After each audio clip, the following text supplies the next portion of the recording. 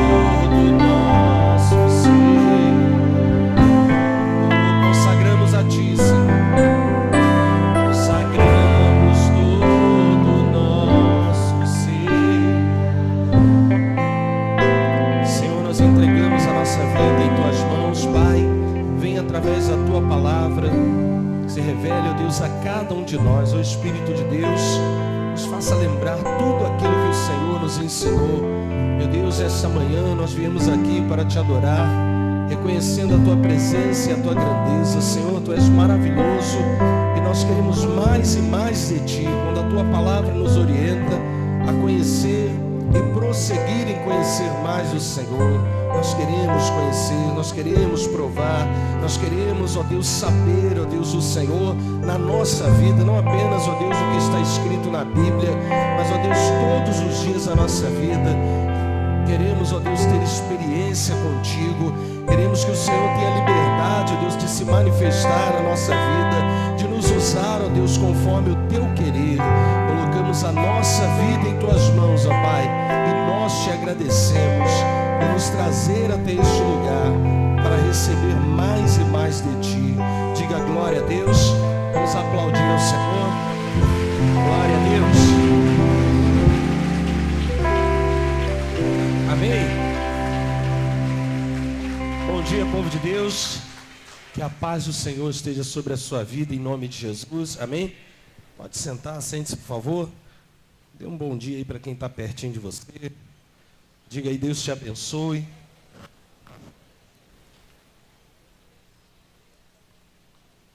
Glória a Deus.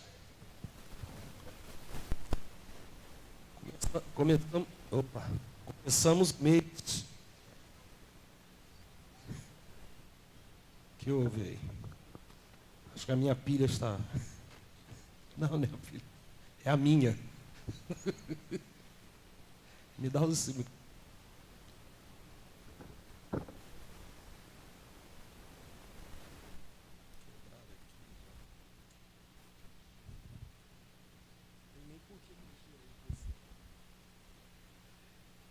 Glória a Deus. Eu estava tentando dizer, começamos o mês de abril, né? Abril, hein? Mês das portas abertas, glória a Deus. Pegue a sua Bíblia, nós vamos meditar na palavra de Deus. Vamos lá no livro de Jó, no capítulo 5. Jó, capítulo 5.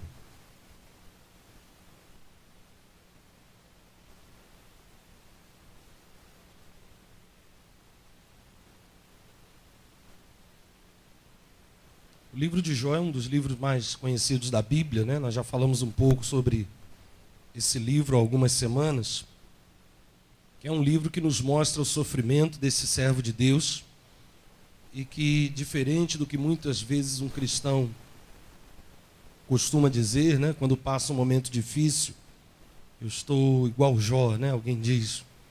E na verdade não se compara, né? Mas o que Jó ele passou com o sofrimento de alguém, né, que abre a sua boca para fazer essa comparação, porque foi uma exceção, né? A gente vê Jó no meio de uma disputa, né, entre o Senhor Deus e aquela afronta, né, de Satanás. E no dia em que os filhos de Deus se reuniram, Satanás se apresentou ali no meio deles e acusou, não apenas Jó, na verdade Satanás acusou todos nós, os seres humanos da época, nós de hoje que tememos a Deus, que dizemos ser dele. Satanás disse assim: essas pessoas só buscam o Senhor enquanto aquilo que lhe é de interesse é servido.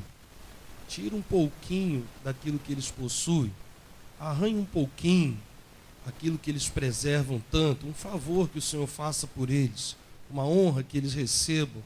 Tira um pouquinho, toca naquilo que eles têm e eles vão se voltar contra ti. As pessoas, na maioria das vezes, têm a facilidade de se voltar contra Deus. O mesmo Deus que adoram, no momento difícil, se voltam contra Deus. Se existe um dinheiro a ser sacrificado, vai ser o do dízimo, da oferta.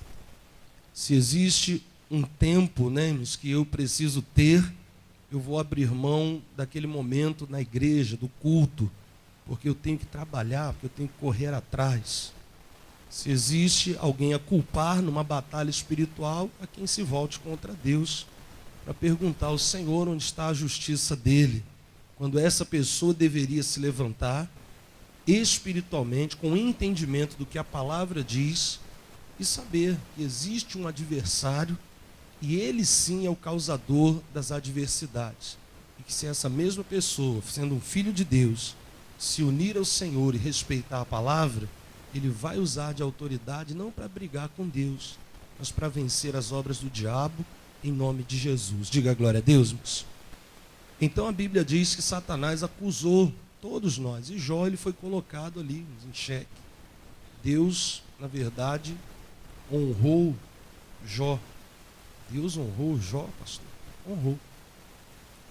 Porque Deus olhou toda a humanidade na época e não viu ninguém que pudesse reverter aquela acusação do maligno. Todo mundo que Deus olhou o coração, Deus viu-nos que realmente era isso. Deus abençoava, Deus cercava de bens, Deus prosperava, Deus enchia de honra, Deus estendia a bênção sobre os filhos dessa pessoa por causa do temor que essa pessoa tem a Deus, mas bastava uma dificuldade para a pessoa começar a questionar a bondade de Deus. Mas Deus pegou Jó e falou assim, esfregou-nos na cara do diabo, falou assim: mas eu tenho um que é capaz de provar que toda a humanidade é capaz de chegar a um ponto de maturidade espiritual, de me servir, não importando a situação, de não deixar de estar na minha presença, que não sacrifica a comunhão dele comigo, mesmo no momento mais difícil. Tem visto meu servo Jó? Homem reto, temente, que se desvia do mal, diga glória a Deus, irmãos. Ele mantém a sua integridade. Num mundo corrompido, onde as tentações são constantes, onde as vantagens de corrupção, onde os elogios querem nos fazer soberbos, independentes de Deus, a Bíblia diz que Jó, ele mantinha a sua integridade. E Satanás, então, pôs-nos aquela questão. Deixa tocar naquilo que é dele, para ver se ele não vai fazer igual todos os outros fazem. Vão se voltar contra ti. E Deus permitiu, contra tudo que ele tem. Mas não a vida dele, não. A vida dele está nas minhas mãos. E aí Jó passou-nos a sofrer coisas terríveis, perdas em sequência terríveis, materiais, familiares, financeiras. Ele começou a ter perdas morais. E a gente vê ali o início do livro de Jó, todo aquele sofrimento que ele passou. E Jó, irmãos, não entendia. Ele amaldiçoou-nos o dia que ele nasceu. Ele falou assim, maldito seja o dia que eu nasci. E a Bíblia diz que nisso ele não pecou, porque ele não estava com raiva de Deus, não. Ele não falou nada contra Deus. Jó, irmãos, dentro do coração dele, ele tinha certeza de que Deus nos era justo. Ele não estava entendendo, irmãos, a situação. E aí surgem, os 3 amigos de Jó. Quem já leu na Bíblia sobre os amigos de Jó?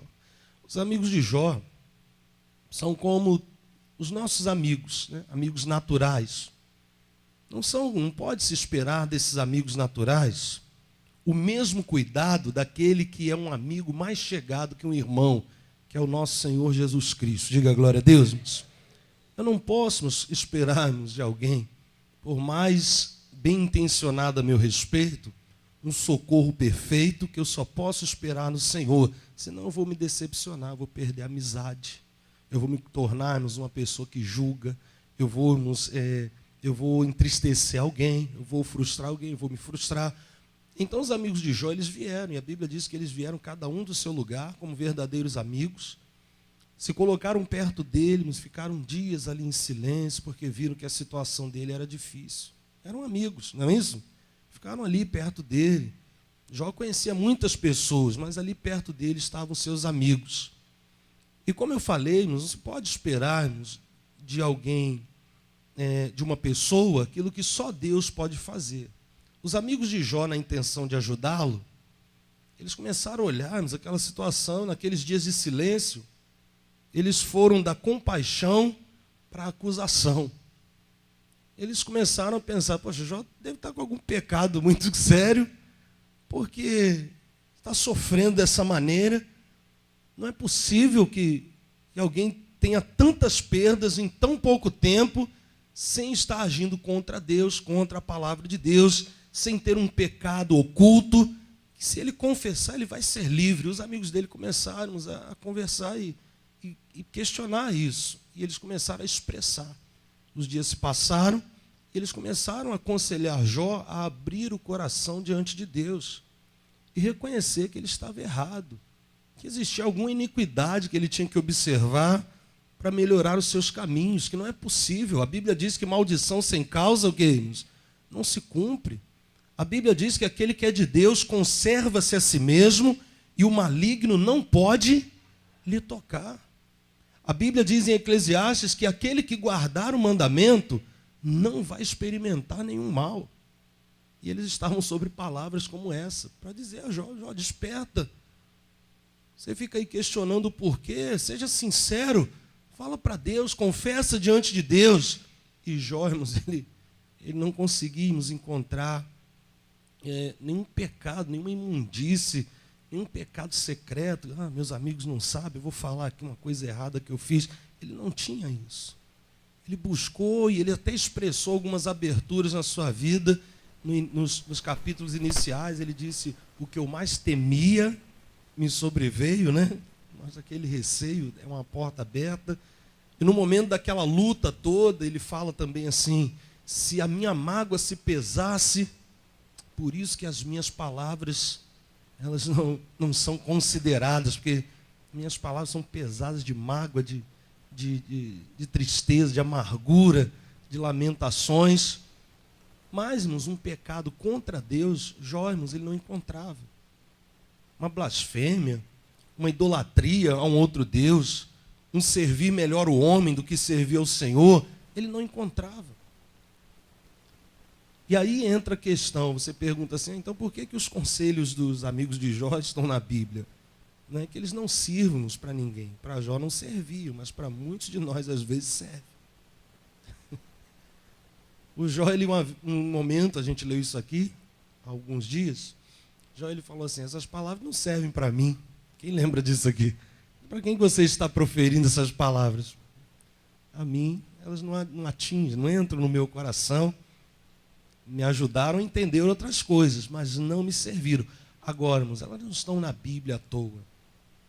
É claro que para todos aqueles que eram exceção, fora o Jó, né, que estava numa situação diferenciada, essas palavras são muito verdadeiras.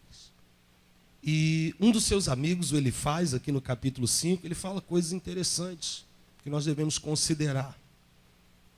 Versículo 1, Jó, capítulo 5, versículo 1, diz assim, ele diz para o Jó, chama agora a alguém que te responda, e para qual dos santos, o que? Te virarás. Porque a ira destrói o louco, e o zelo mata o tolo. Bem vi eu o louco lançar raízes, mas logo fiz o quê? Amaldiçoei a sua habitação. Então ele começa aqueles discursos duros, né, dos amigos de Jó. Chama agora, socorro. Tem alguém que te responda?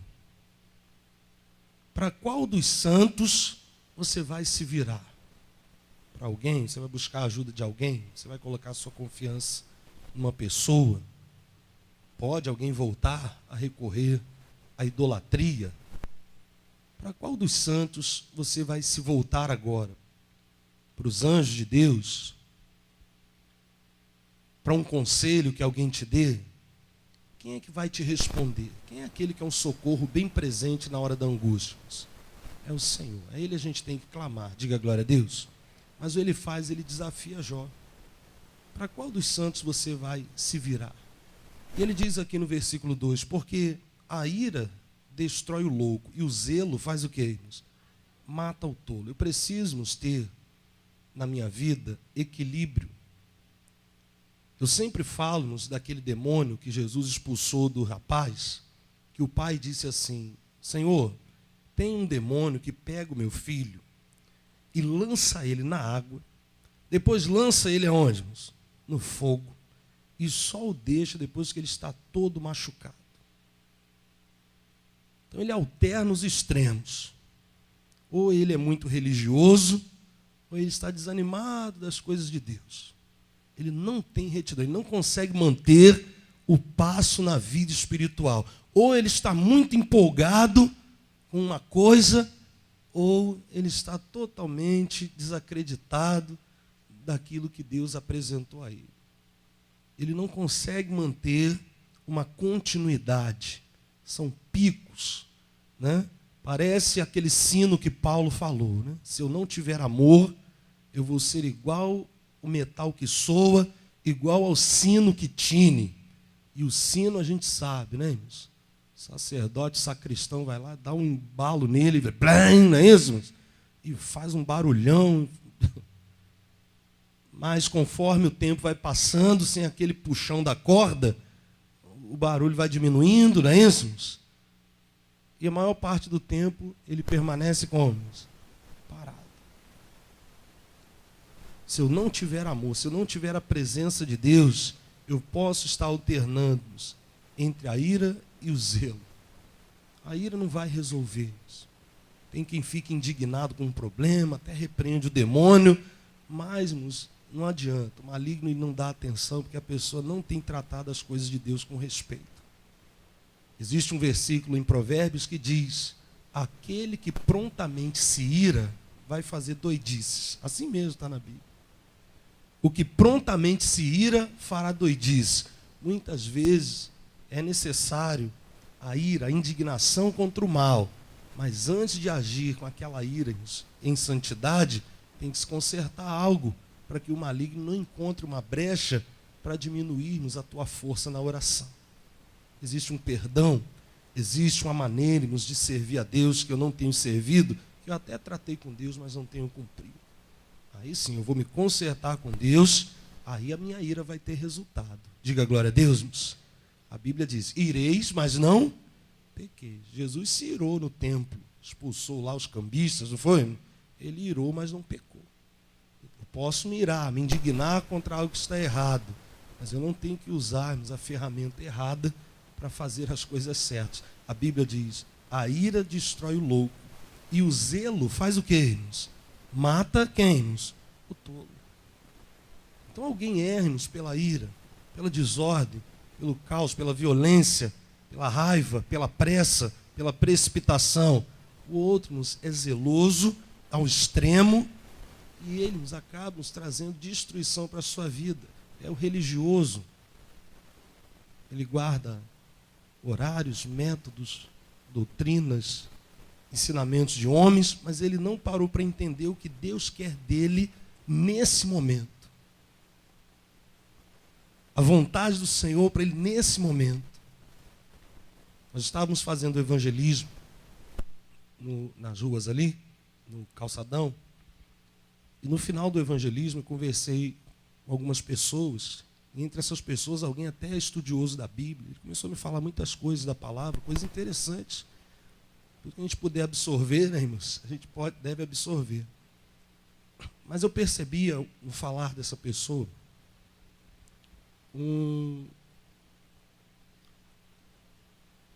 uma leve, né, pitada de soberba. A gente tem que ter cuidado.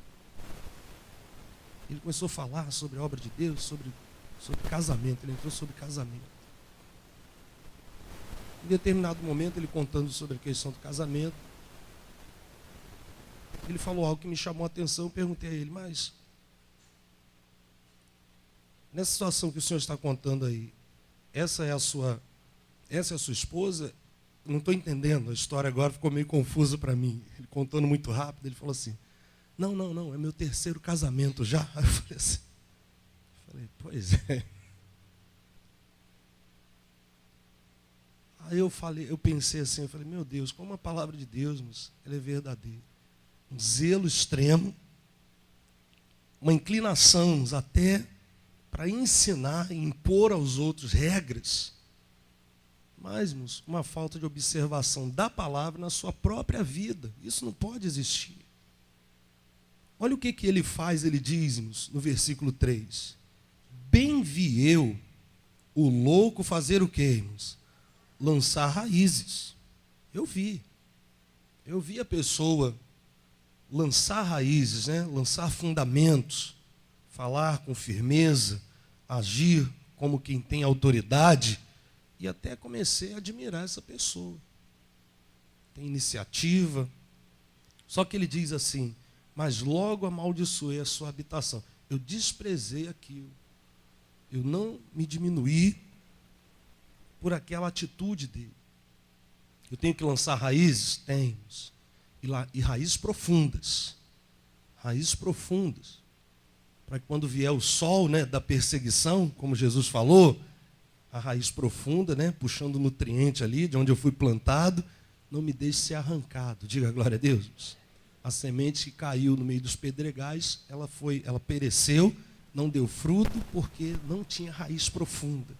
Mas eu tenho que ter raiz profunda em Deus, na palavra de Deus. Eu não posso lançar raízes. Por que ele faz, ele, por exemplo, ele desprezou-nos as raízes lançadas por aquele louco? Ele diz no versículo 4, seus filhos estão longe do que, irmãos? Da salvação. E são despedaçados as portas, e não há quem os livre. A sua messe, a sua colheita, né, a devora o faminto, que até dentre os espinhos atira. E o salteador faz o que com a sua fazenda? Traga a sua fazenda. Então ele disse isso para Jó. E pode não servir para Jó, mas serve para muitas pessoas. Servia para muitas pessoas ali que Deus não pôde colocar naquele teste, naquela prova ali. Ele falou assim, lançou raízes, mas eu desprezei aquilo ali. Não é assim não, a vida com Deus não é isso não. Ninguém está condenado diante de Deus por estar enfrentando uma situação difícil. Amém? Ninguém se torna desprezível diante de Deus porque está enfrentando uma situação difícil. Mas a pessoa se faz má aos olhos do Senhor quando ela aceita aquilo ali e não trabalha espiritualmente num Deus que pode mudar situações para que a palavra se cumpra. Aquela pessoa acaba desprezando-nos o que Deus lhe garante na sua palavra. Ninguém peca por estar doente, mas ao aceitarmos ou julgarmos que aquela enfermidade, até o próprio Deus está tendo prazer, isso é um pecado. Condenar-se e dizer que Deus quer curar outros, ou ficar contra Deus e dizer que Deus não lhe quer curar, isso é um pecado. Ninguém está em pecado com Deus se a salvação está longe da sua família, por eles não desejarem as coisas de Deus. Mas se eu lanço raízes, edifico a vida de outras pessoas, mas não estou buscando pela minha casa, aí eu estou pecando. Diga glória a Deus, irmãos. Então ele disse, eu desprezei, porque os seus filhos estão longe da salvação e são despedaçados às portas, e não há quem os livre. A sua messe a devora o faminto, que até entre os espinhos atira, e o salteador traga a sua fazenda. Porque do pó não procede a aflição, nem da terra brota o trabalho. A aflição, ela não surge do nada. Ele estava dizendo. É aquilo que a gente citou antes. A maldição sem causa, ela não se cumpre. Provérbio diz lá, passei pelo campo do preguiçoso. O preguiçoso, diz a Bíblia, um pouco ele está sentado, daqui a pouco ele cruza o braço, não é isso? Daqui a pouco ele encosta, daqui a pouco ele fala, vou dar uma cochiladinha, daqui a pouco ele está, ó. É um processo. Aí a Bíblia diz, este preguiçoso vai ser surpreendido por um homem armado. Quando eu vi, ele já estava em cima de mim. Ele não vigiou. Assim a miséria lhe surpreenderá, diz lá. A necessidade vai te surpreender, vai te assustar. Mas não fomos do nada. A Bíblia diz aqui, porque do pó não nasce a aflição. Um problema familiar não nasce do nada. A falta de atenção de um cônjuge para com o outro. A falta de supervisão dos pais sobre os seus filhos. São crianças, tem que criar, a gente tem que criar, né? Tem que orientar. Já são filhos adultos, já me deram até netos. Ore por eles, entre em contato, dê uma palavra. A Bíblia diz aqui, porque do pó não procede a aflição, nem da terra brota o quê? O trabalho. Mas o homem nasce para o trabalho, como as faíscas das brasas se levantam para quê? O homem nasce para o trabalho. No início, Gênesis, quando Deus trouxe aquela condenação, aquele castigo sobre o homem, sobre a mulher, sobre a serpente, Deus falou para o homem, até agora a terra tem produzido para você, mas a partir de agora, como é que vai ser? Como é que Deus falou para Adão? Do suor do teu rosto você vai. Mas até na repreensão de Deus, nos tem a misericórdia dele. Deus falou assim, agora você vai perecer, porque a terra você vai trabalhar, vai suar, a terra não vai produzir nada. Não, Deus falou, agora vai ficar um pouco mais difícil, mas vai ter uma justiça minha sobre a tua vida. Enquanto você se esforçar, o que você plantar, você vai colher. Até no castigo do Pai perfeito, temos a misericórdia dele. Porque enquanto você... Era para ser melhor ainda, né? A terra mesmo já produzia tudo. Que beleza, hein, meu? Que beleza. Se eu sacudir a árvore, sacode a árvore, dá um chute na árvore, ele sacode a árvore, cai 100 reais, notas de 100. Cheques em branco.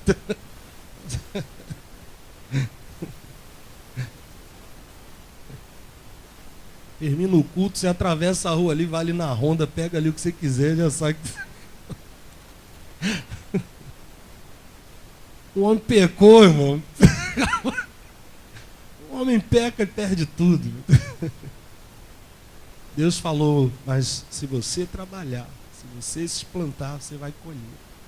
A Bíblia diz aqui, versículo 8, indo contra o lançar raízes de uma maneira errada, aquela pessoa que, não, porque é assim, mas tem coisas a serem resolvidas. Ele faz desprezou. Não. A salvação está longe da sua casa, e aquela pessoa lança raízes. Parece admirável, mas ela tem que buscar pela sua casa, ela tem que buscar a presença de Deus por algo que é essencial. Ela não tem que se envolver em trabalhos, em opressões. Ela deveria buscar-nos por aquilo que está debaixo do seu cuidado, buscar a Deus. Olha o que ele faz, ele diz no versículo 8. Mas quanto a mim, o famoso se fosse eu, né? Quanto a mim, eu buscaria quem? A Deus. E a Ele dirigiria a minha fala. Diga glória a Deus. Eu vou jogar com sinceridade, eu vou lançar a minha verdade diante do Senhor e vou ouvir a verdade dele, que é muito mais importante. Eu não vou ficar pisando firme quando existe um arrependimento. Eu não vou ficar pagando de cristãozão, santão, se eu tenho que me libertar de algo. Eu não vou ser aquele que vai até nos atrair a admiração de muitos, mas aquele que é espiritual vai olhar para mim e falar assim, não, isso aí não é vida com Deus. Não. Eu estava lembrando de um pastor, ele não é nem da Igreja da Graça, um pastor batista, que ele conta que uma época ele era jovem na igreja, e foi um pregador visitante, acho que era até argentino, e esse pregador falou muito sobre arrependimento, sobre ser íntegro, né? Falou forte, né, na palavra, cheio do Espírito Santo. E ele falou assim, daqui a alguns minutos eu vou chamar aqui na frente quem precisa de arrependimento, quem reconhece que precisa de um conserto com Deus. Aí ele começou a pregar, falou mais, ele continuou o finalzinho da pregação, passaram-se uns 10 minutos, aí esse jovem, na época, hoje já é um pastor, já um senhor, na época ele jovem, ele disse que ficou já o coração queimando, quando chamar eu vou ser o primeiro aí. Aí terminou a mensagem, ele falou assim, agora vem aqui à frente, você que ouviu essa palavra, a palavra falou contigo, e você reconhece que precisa melhorar diante de Deus, ele foi o primeiro, se colocou lá na frente. Ele foi o primeiro e foi o único, só veio ele. Se ajoelhou e não veio mais ninguém. Aí ele disse que aquele pregador começou a falar assim, só tem um pecador nessa igreja? Aí ele olhava por baixo ajoelhado, por baixo do braço, tinha uns amigos dele, grupo jovem, tinha um pessoal e todo mundo assim. E ele lá na frente abaixado já. Aí o pastor começou a pegar pesado, falando lá, tinha um tradutor ainda. Só tem um prostituto nessa igreja? Só tem um mentiroso aqui? Só tem um preguiçoso? Só tem um ladrão nessa igreja? Só tem... E ele ali... E ele falou assim, poxa, só estava orando pouco, só. Aí falou mais uma dúzia lá de coisa. Aí falou assim, amém. Jovem, se levanta. Colocou a mão na cabeça dele, ele falou, fez uma oração que não durou nem um minuto, aí me mandou voltar para o lugar. Aí ele disse que foi direto, assim, como quem sai aqui foi para o banheiro. Aí disse que ficou lá, ó, ouvindo a reunião. Acabou a reunião e ele lá. Foi baixando o barulho, todo mundo indo embora e ele lá. Meteu a carinha para fora assim, pegou as coisas dele, foi para casa. Aí foi para casa, tinha grupo jovem de tarde, ele voltava para os jovens. E ele voltou para o grupo jovem, foi corajoso, né? Quando chegou nos grupos jovens, os jovens lá reunidos na frente, perto do altar, na porta uma senhora parou ele. E ele falou assim, essa senhora era muito conhecida como uma mulher de Deus, uma mulher de oração. E ela chegou para ele e falou assim, olha, eu vi você hoje pela manhã. E ele começou. Aí ela falou assim, eu vi a sua atitude de ir lá na frente, de orar, de pedir, né, por perdão a Deus. E admirei muito a sua atitude. Ele já, ainda sem graça, aquilo ali ainda não curava ele, não. Só que o que surpreendeu ele foi o que ela pediu. Eu gostaria de te pedir uma coisa. Tá, irmão, pode pedir. Ela falou assim, eu queria que você impusesse as mãos sobre mim e orasse por mim. Ah, mas por quê? A senhora? Não, que igual Pedro. Não, o senhor lavar os meus pés? Eu não. Ela falou assim, porque você sabe que eu sou uma pessoa de Deus, eu falo de Deus, eu exorto aqui na igreja e tudo. Ela falou assim, mas eu não cuido da minha casa. A minha família espiritualmente, ela está sendo destruída. E nessa manhã eu senti a necessidade de ir lá na frente, mas eu fiquei com vergonha por causa da minha posição, por causa da minha fama. Ela, você sabe que eu não venho aqui nesse horário, mas eu vim para receber essa bênção que você tem para me dar. Resumindo, nos passaram 20 anos. Ele se tornou pastor daquela igreja. Já estava lá, para mais de décadas já. Mas essa pessoa, foi como ele faz, essa irmã foi como ele faz, nos diz. Eu não posso, eu tenho que dirigir, eu vou buscar a Deus, eu vou dirigir ao Senhor a minha fala. Se eu buscar o Senhor, Ele vai endireitar todos os meus caminhos. Diga glória a Deus, irmãos. E eu não vou precisar ficar lançando raízes desprezíveis, não, eu vou ter raízes profundas, certas. Como diz lá no Salmo 1, né? Aquele que não anda segundo o conselho dos ímpios, tem o prazer na lei do Senhor, ele vai ser como uma árvore plantada junto ao ribeiro de águas, que dá o seu fruto na estação própria. Tudo quanto fizer, ele vai prosperar. Então ele está falando de árvore, está falando da gente. Então a Bíblia diz aqui, mas quanto a mim, eu buscaria a Deus, e a Ele dirigiria a minha fala. Ele faz coisas tão grandiosas que se não podem esquadrinhar, e tantas maravilhas que se não podem contar. Então ele estava dizendo isso para Jó. De tudo que ele falou, as coisas importantes, Jó, ele guardou no seu coração.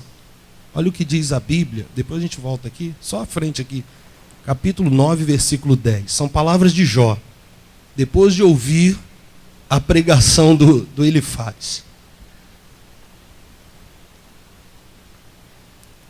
Jó capítulo 9, versículo 10. Olha o que Jó ele fala sobre Deus. Ele repete as palavras de Elifaz.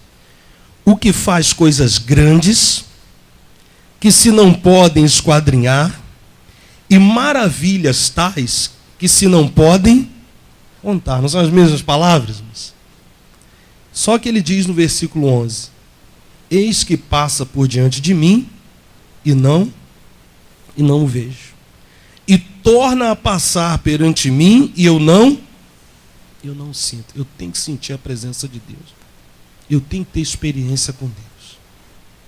Senhor Deus, eu sei que o Senhor é aquele, como disse, ele faz, e Jó concordou. O Senhor é o que faz coisas grandiosas. Coisas, isso eu ouvi a minha esposa uma vez pregando, guardei. Coisas, qualquer pessoa pode fazer pela gente. Mas grandes coisas fez o Senhor por nós, e grandes coisas só Ele pode fazer. Diga glória a Deus, irmãos. Por isso estamos alegres, não é o que diz a Bíblia, irmãos? Então a Bíblia diz aqui, irmãos, aquele que faz coisas grandiosas, só que Jó ele falou, mas eu não o vejo. Eu quero ver o Senhor. Quem quer ver o Senhor? Vejamos o Senhor na nossa vida. Nós já vimos, não já vimos? Mas Ele passa novamente, irmãos, todos os dias, todos os momentos. Mas eu não sinto. Quanto a mim, eu buscaria a Deus e Ele dirigiria a minha fala. Ele faz coisas tão grandiosas. Senhor, faça, Deus, na minha vida. Eu vou me dirigir ao Senhor. Faz, Senhor, na minha família. Traz, ó Deus, a salvação para perto da minha casa. Deus, eu não aceito os meus sendo despedaçados. Eu não aceito ser despedaçado às portas. Eu estou tão perto do Senhor, que é a entrada para o céu, é o Senhor, Jesus. Eu não aceito ser despedaçado, destruído, consumido pelo mal, pelo pecado. Não, eu quero ser do Senhor totalmente. O versículo 10 diz: ao buscar o Senhor, ao dirigir a Ele a fala, Ele dá a chuva sobre a terra e envia água sobre os campos. Deus nos tem todo o suporte, suprimento, tá? Tem os trabalhadores da seara para enviar, diga glória a Deus, nos tem o conforto, o consolo, o fortalecimento que a gente precisa para levantar a cabeça, para seguir em frente. É Ele. Quando eu busco a Deus e dirijo a Ele a minha fala, Ele dá chuva, versículo 10, sobre a terra e envia água sobre os campos, para pôr os abatidos, aonde, irmãos? Num lugar alto, e para que os enlutados se exaltem na salvação. Deus se preocupa, irmãos, com quem está abatido. Mas não é, irmãos, o meu drama que vai mover a mão de Deus. Ele diz: clama a mim e responder-te-ei. Se você clamar, se você buscar a minha presença, dirigir a mim a sua fala, e deixar que eu fale contigo, ouvir, eu vou exaltar você. Eu vou colocar o abatido num lugar alto. Diga glória a Deus. Abatido pelo homem, mas exaltado por quem, irmãos? Por Deus. Versículo 12: Ele aniquila as imaginações de quem? Dos astutos, para que as suas mãos não possam levar coisa alguma a efeito. Triste, mas é verdade. Há quem dê lugar ao diabo para maquinar o mal contra a nossa vida. É triste, mas existe. Você vai se desesperar por isso? Não, meu irmão. A única preocupação que você tem que ter é se você está andando de acordo com a palavra. Ou eu sou alguém que está até lançando raízes, mas está escondendo sinceridade diante de Deus, ou eu sou aquela pessoa que abre o meu coração diante de Deus e dou liberdade para Deus fazer aquilo que eu sozinho não consigo. Eu não tenho como saber, calcular, medir, ouvir aquilo que está sendo tramado pelo diabo ou por quem nos dá ouvidos ao maligno, no local de trabalho, ou até usando alguém da família para fazer algo para ferir. Porque o diabo, ele é sujo, né? Ele aniquila as imaginações dos astutos. Planeja, mas não consegue pôr em prática. Faz, mas não funciona, porque você é alguém que busca a presença de Deus e que deixa Deus falar o teu coração. Diga glória a Deus.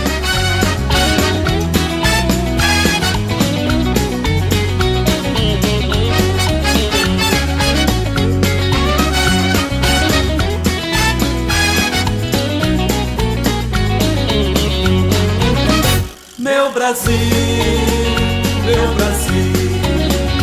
abre o largo peito e deixa a luz raiar. Meu Brasil, o Evangelho de Jesus te quer salvar.